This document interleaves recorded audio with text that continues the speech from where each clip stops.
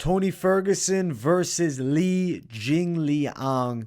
It's going down this Saturday at UFC 279. It's a co-main event, and it's a damn good one. And we're in a predicament where this could be the last go for Tony Ferguson, especially if he's beaten badly in this fight. You look the last four, the streak's bad, man. Like, this is 4 in a row losses. Yes, it is to the top lightweights in the world, but a 4-fight losing streak at 38 now, this is kind of really hard to come back from for Tony Ferguson. Let's look at it. It's Justin Gaethje. Let's be honest. Against Gaethje, Ferguson put up a hell of a fight. He took a ton of damage, and Gaethje also had one of his best performances ever that night, beating the face and just smashing Tony Ferguson essentially. But that uppercut that landed was pretty damn slick, and Ferguson's chin is iron. Next fight, Oliveira dominates him on the mat, nearly breaks the arm. Forgivable loss. Gaethje, Oliveira, top few. Oliveira, the uncrowned champ. You then look at the next fight, Beneil Dariush, top contender. He's dominated on the grappling. And Tony Ferguson, known to be pretty elusive on the floor, outmatched in those fights as far as the grappling went. And then he fights Michael Chandler in a fight that's more of a favorable matchup because Chandler's coming to scrap and he's a little chinny. Yes, he dropped Michael Chandler, but that straight shot wasn't this amazing knockout punch. It was a decent straight that put Chandler down. I believe it was the left hand. Kind of like an awkward flick punch that lands on the money, comes out awkwardly as Ferguson's punches do, and he drops Michael Chandler. He landed some good punches on Chandler. I'll agree to that. And on the feet, if we look purely at what we saw in that fight, yes, Tony Ferguson was winning the striking exchanges. But Michael Chandler is one of the worst defensive fighters in the UFC. He just has insane explosiveness and crazy power. Wrestling, and he makes up for that lack of defense and questionable chin.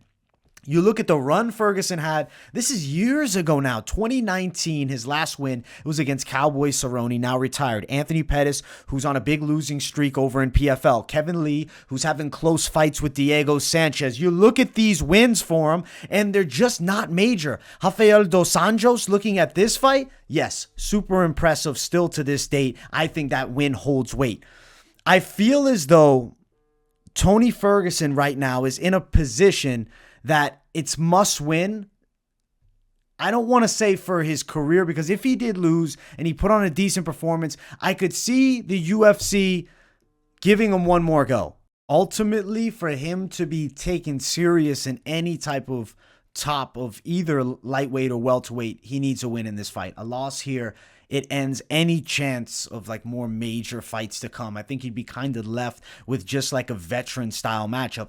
And they put him in a really hard fight against Li Jingliang. Leach is an extremely powerful puncher who, yes, is trading wins and losses. Impressive in the wins. I would say forgivable losses too. The Muslim Salikov fight, he beats a really talented striker in Salikov by knockout, dropping him. Granted, I will say Salikov popped up pretty quick at the end there as the ref stopped the fight. But still clean punches landing, and there's real power in Leach's hands. Khamzat Chimaev murders him. It's Khamzat Chimaev. Forgivable fight. Santiago Ponzinibbio, he sleeps him. Ponzi's chin comes up a little bit high. You notice Tony Ferguson, chin comes up a little bit high. Neil Magny dominates some clinch work, the cage. Neil Magny's freakishly tall for the weight class too. And then he also knocks out Elizeo Zaleski. He's got a lot of finishes.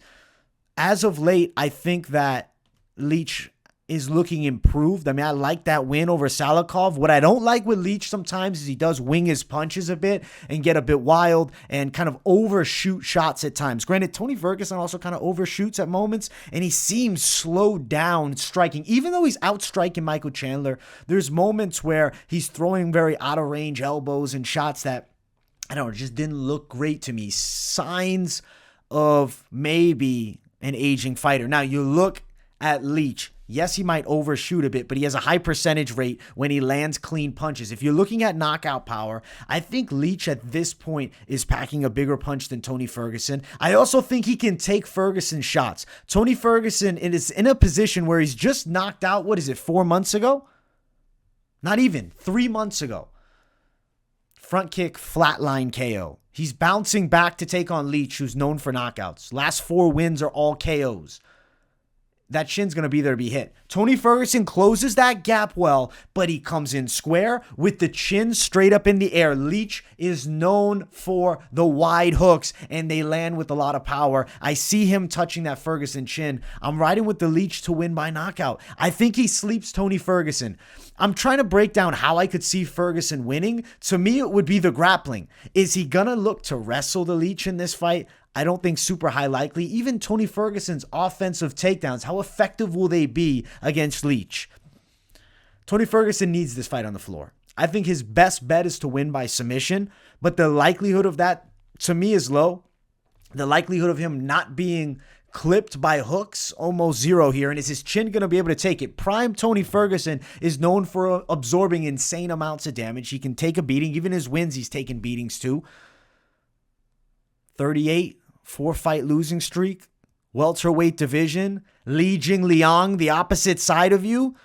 Power boxer, but has pretty good low kicks as well. The kickboxing game for Leach is there. Ferguson's tricky on the feet and awkward, and I do think he'll have early moments, but I see the Leach touching the chin and knocking him out. I'm kind of thinking it could be first round knockout. Wouldn't be shocked if we go a bit later with Leach just continuing to let his hands go. And we got to note this too. Leach carries the power throughout the entire fight. Tony Ferguson, even though in his prime, yes, solid gas tank, I'm still expecting a solid gas tank here. As the fight goes on, there could be a bit of slowed, and then you also could see that chin come up a little higher. Leach could catch him late as well. If Ferguson wins, to me, it's on the mat. I think Leach could win by knockout. I'm picking him by knockout, but would I be shocked if he ended up winning a decision? Wouldn't surprise me too much. Leach for the win, KO. As far as the betting side of this fight, Leach is a wide favorite. He's minus 295 range. He's a big favorite here against Tony Ferguson. Ferguson plus 265. He's a big underdog. And I mean, it's Tony Ferguson. He's not a terrible underdog. You're looking at value of money line bets. Yeah, Tony Ferguson. I mean, big plus money, and he's always got a shot. As far as Ferguson by sub, plus 650. That's a big Hail Mary, but a what if that could come through. Lee by KO is plus 165. I think Lee gets the KO.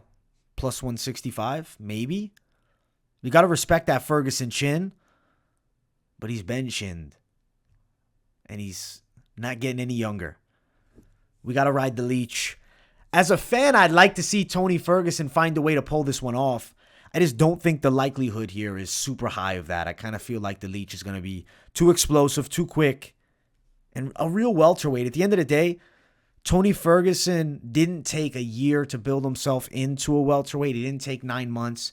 He took 3 months, but how much of that was just rebound weight? Like, I feel like he's still lightweight Tony Ferguson fighting a pretty well-built Leach. Not the biggest guy at 170 pounds, but Leach is a built dude. He's in great shape. I'm picking Leach by knockout. He beats Tony Ferguson. Unfortunate for T-Ferg. Much love, my people. Make sure you guys smash that like button if you're new. Subscribe to the channel and make sure to turn on those post notifications too. Let me know what you think of the breakdown, especially the individual fight breakdown. Thank you all so much for watching, and I will see you all in the next one. Peace, everybody.